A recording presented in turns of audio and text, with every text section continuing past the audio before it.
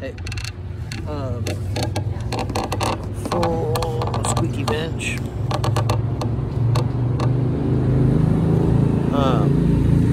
Happy full moon. Yesterday was the full moon on the 20th, Wednesday in Aries, 7:57 a.m. Pacific Standard Time. Full moon in Aries. Spell for the Collective by Corrina Rosella. Or Corrina Rosella. We have to talk about liberating minds as well as liberating society. Angela Davis. This month's full moon in Aries is connected to the element of fire, the self, and the Emperor card. Under the light of this moon, we are given the permission to step into our power. However, we cannot fully be autonomous in our identities and have full agency to advocate for a better tomorrow without connecting it out towards the collective. I'm going to read that again. However, we cannot fully be autonomous in our identities and have full agency to advocate for a better tomorrow without connecting it out towards the collective. This Aries full moon reminds us of this, as it happens in Libra season, and the Libra-Aries axis is one about me versus we. Or, as I see it, a journey towards healing the self to bring forth collective liberation. It's about the ways that caring for ourselves and learning to stand authentically in our power allows our light to spiral outwards and positively affect our communities and the world at large. This full moon is also special because it comes right before the holiday known as Halloween. This holiday is based on many other traditions. Samhain and pagan traditions, All Saints Day in Western European Christian-based religions, and Dios de los Muertos in Mexico. You may have heard the phrase, the veil is thin, one in which the real or imagined barriers between this world and the others is liminal, opening us up to connecting to messages from the beyond. In the spirit of an Aries full moon and embodying the me and we axis of Aries Libra, I encourage your spell work on this full moon to reach past an individual idea of what is healthy and right, and towards a vision of collective liberation.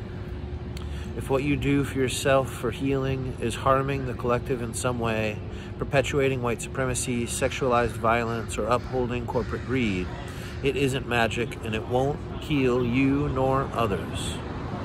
For the spell below, use plant ancestors which come from your lineage, or at least are not over-harvested, appropriated, or endangered.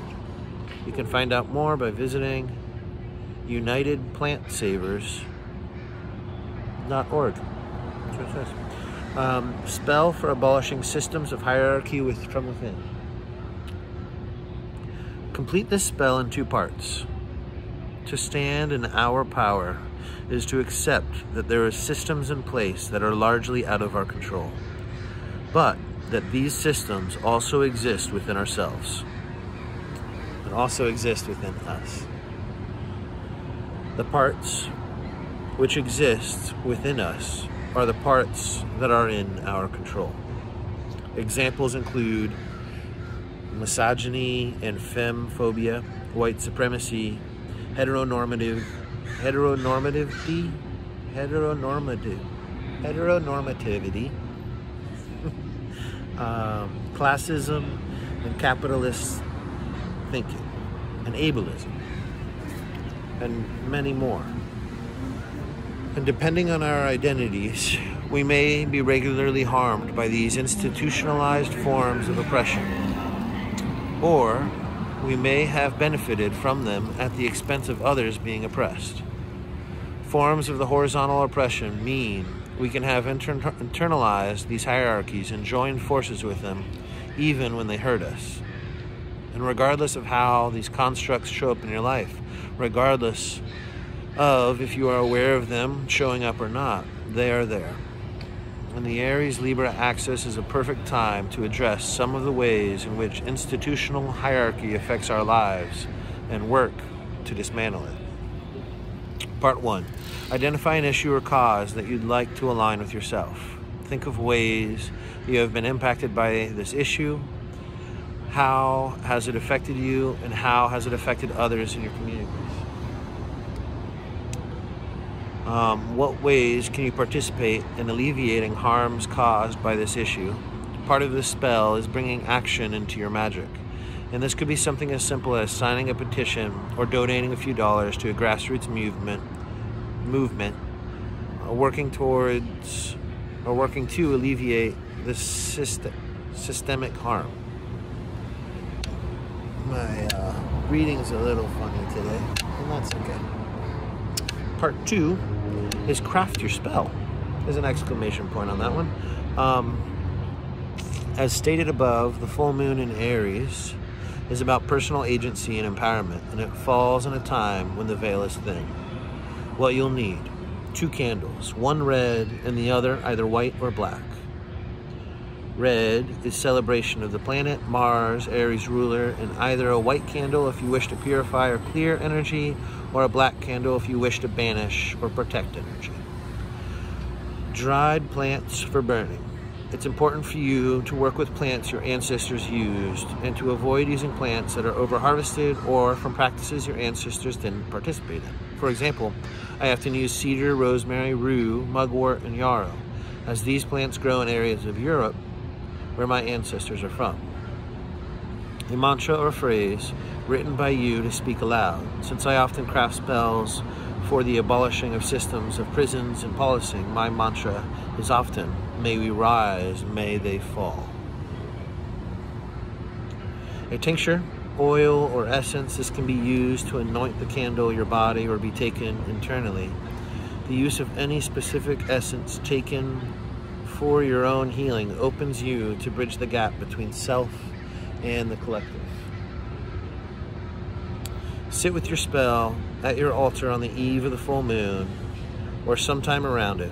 You can include photographs or memorabilia of ancestors at your altar, and if you wish to call them in for support, spend a few minutes at your altar in meditation, observing your own breath and imagining a light forming around your body and pulling you upwards. The light connects us all together. I like to create my spells in the evening before bed so that I can keep the candle burning as I sleep. It's best to allow the candles to burn down to the wick's end, but also put the safety of yourself and your home first if you need to leave when they are burning. This spell will forever connect you to the issue that you hope to address. You are bonded for life to this intention. This means that you will be held to a standard of accountability in your actions from this day forward. Part of your livelihood will be affected as it relates to the collective, so use this spell responsibly and use it to call in the future you wish to see.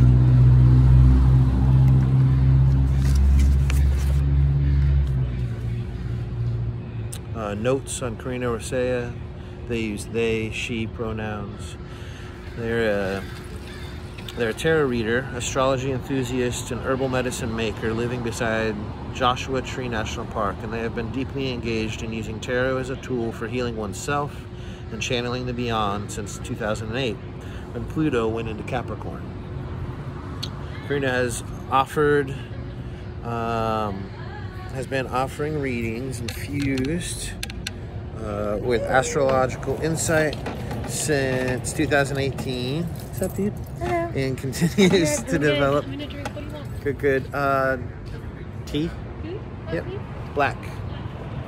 With honey. London fog. Sorry. Corrina has been offering readings infused with astrological insights since 2018, continues to develop their practice to best suit the needs of clients, and they have been working with plants since 2007, when they had their first medicinal herb garden.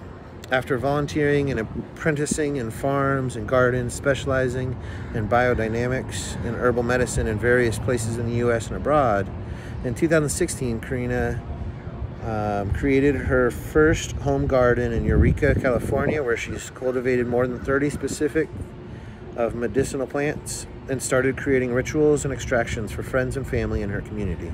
Learn more at riseupgoodwitch.com. Follow Corrina on Instagram at riseupgoodwitch and learn or listen to her podcast, Rise Up Good Witch.